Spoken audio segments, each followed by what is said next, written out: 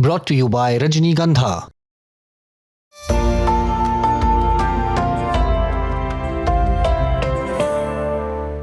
केरल से आई इस तस्वीर से सवाल खड़ा हो गया, क्या चुनाव आयोग के दफ्तर में भी पॉलिटिकल पार्टी की मुहर लगने लगी। मामला जुड़ा है इलेक्शन कमीशन ऑफ इंडिया के एक आधिकारिक लेटर से। ये लेटर उम्मीदवारों के आपराधिक रिकॉर्ड के प्रकाशन से जुड़े 2019 की गाइडलाइंस पर था, जो कि केरल राज्य की सभी पॉलिटिकल पार्टीज को भेजा गया था। लेकिन जैसे ही इसकी कॉपी सामने आई, लोगों की नजर पड़ी एक अजीब सी चीज पर। उस लेटर पर केरल बीजेपी की मुहर लगी हुई थी। बस फिर क्या था, विपक्ष ने तुरंत मोर्चा खोल दिया। सवाल उठे, क्या चुनाव आयोग और सत्ताधारी पार्टी के बीच की दूरी सिर्फ कागजों पर ही सीमित रह गई है। 23 मार्च की दोपहर सीपीआईएम केरल यूनिट ने अपने ऑफिशियल हैंडल से लिखा कि क्या बीजेपी ने अब सारे दिखावे छोड़ दिए हैं। ये कोई छिपी बात नहीं रही कि एक ही पावर सेंटर से चुनाव आयोग और बीजेपी दोनों को कंट्रोल किया जा रहा है। ऐसा आरोप अक्सर लगता रहता है। फिर भी कम से कम औपचारिक तौर पर दो अलग अलग संस्थाओं की मर्यादा तो बनी रहनी चाहिए थी, लेकिन अब लगता है कि उसकी भी जरूरत नहीं समझी जा रही। मुहरें अब यूं ही बदल रही हैं। हम अक्सर सुनते आए हैं कि ईवीएम में कोई भी बटन दबाओ, कमल के निशान की लाइट ही जलती है, लेकिन ये पहली बार दिख रहा है मानो बीजेपी और चुनाव आयोग एक ही मुहर का इस्तेमाल कर रहे हों। केरल के चुनाव आयोग पर आरोप लगा तो राज्य के मुख्य निर्वाचन अधिकारी की सफाई सामने आई। उन्होंने इसे क्लेरिकल एरर यानी कि मामूली लिप की गलती बता दिया और संबंधित अधिकारी को जांच होने तक निलंबित करने का आदेश दिया है। सीईओ ऑफिस ने अपने ऑफिशियल हैंडल से इस पर सफाई देते हुए लिखा, हमारे संज्ञान में आया है कि चुनाव आयोग का एक पत्र जिस पर बीजेपी की मुहर लगी हुई है कई मलयालम न्यूज चैनल्स पर प्रसारित किया जा रहा है। मुख्य निर्वाचन अधिकारी का कार्यालय स्पष्ट करता है कि पूरी तरह एक लिपकीय त्रुटि थी, जिसे तुरंत पहचानकर सुधार कर लिया गया है। हाल ही में बीजेपी केरल यूनिट ने उम्मीदवारों के आपराधिक इतिहास के प्रकाशन से जुड़े 2019 के दिशा निर्देशों पर स्पष्टीकरण मांगते हुए सीईओ कार्यालय से संपर्क किया था। पार्टी ने इसके साथ 2019 के मूल निर्देश की एक फोटोकॉपी भी जमा कर दी थी, जिस पर उनकी पार्टी की मुहर लगी थी।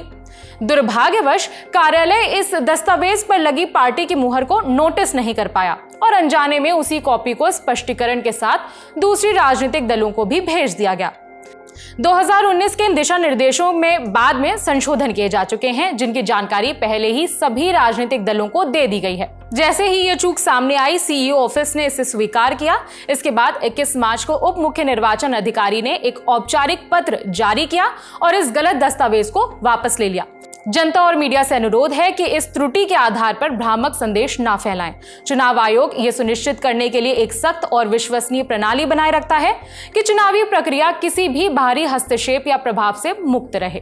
Immediately once we came to know about it, we have on the 21st of March itself withdrawn this particular letter. We have issued a fresh letter to everybody with the correct guidelines. And we have also informed the media very clearly about the stand which we have taken. That is the first thing. Second, we have taken strict action against the concerned officer who has created this omission. We have suspended that person with immediate effect, and we have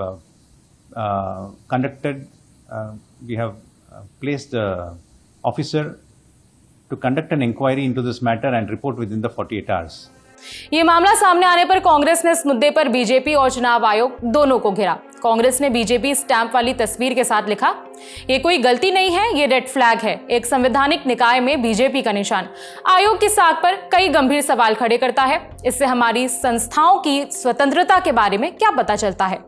चुनाव आयोग BJP की कठपुतली जैसा व्यवहार क्यों कर रहा है। चुनाव आयोग के आधिकारिक संदेश पर किसी राजनीतिक दल की मुहर कैसे आ गई, इसके लिए कौन जिम्मेदार है। क्या चुनाव आयोग भारत की जनता को इसका स्पष्टीकरण दे सकता है। इन सवालों के जवाब मिलने चाहिए। शांत रहना विकल्प नहीं है। भारत पारदर्शिता और जवाब जानने का हकदार है। जेएमएम यानी झारखंड मुक्ति मोर्चा ने इसे शेयर करते हुए लिखा कि अगर ये सारी संस्थाएं और एजेंसियां एक महीने भी अपने काम को ईमानदारी से कर लें तो बीजेपी का चुनावों में खाता ना खुले। चुनाव आयोग इस घटना को गलती बताकर अधिकारी के खिलाफ एक्शन ले चुका है, लेकिन विपक्ष अभी भी सवाल उठा रहा है। अब सवाल है, क्या ये सच में सिर्फ एक क्लरिकल एरर था या फिर इस एक मुहर ने भरोसे पर एक बड़ा दाग छोड़ दिया है। जवाब भले ही जो भी हो, लेकिन इस एक तस्वीर ने चुनाव आयोग की कार्यप्रणाली को लेकर बहस जरूर छेड़ दी है। इस खबर में इतना ही। अपनी राय कमेंट बॉक्स में लिख सकते हैं। मेरा नाम है विभावरी। देखते रहिए दी ललन टॉप।